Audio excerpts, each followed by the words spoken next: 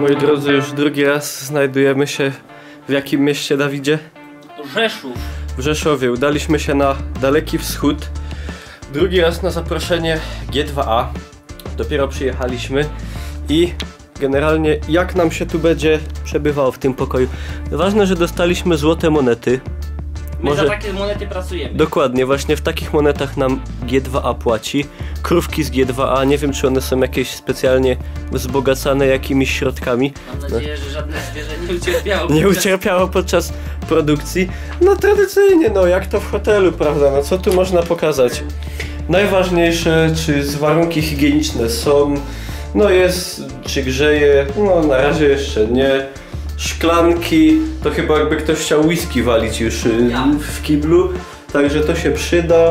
Mamy telewizor, tutaj jakieś dwa tajemnicze pliki MP4, jeszcze nie wiadomo co na nich jest, ale na pewno sprawdzimy o co chodzi. No i cóż, idziemy zaraz spożywać.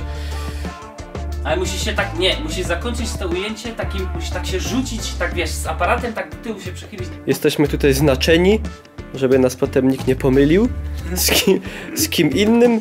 No i generalnie udajemy się na spożycie.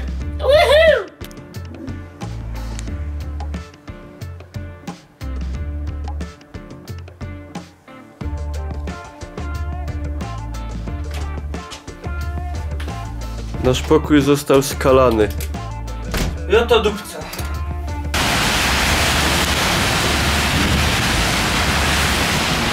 Znajdujemy się, moi państwo, obok największej w Polsce, jak to ładnie powiedzieć,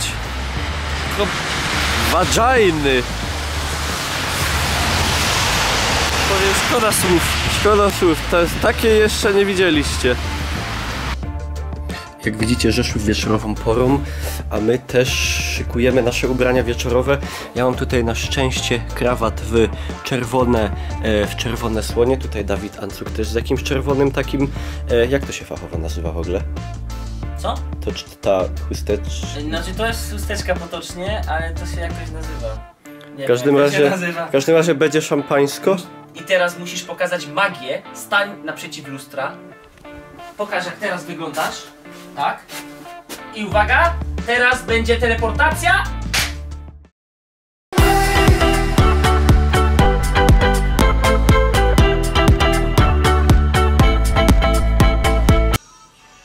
Wody.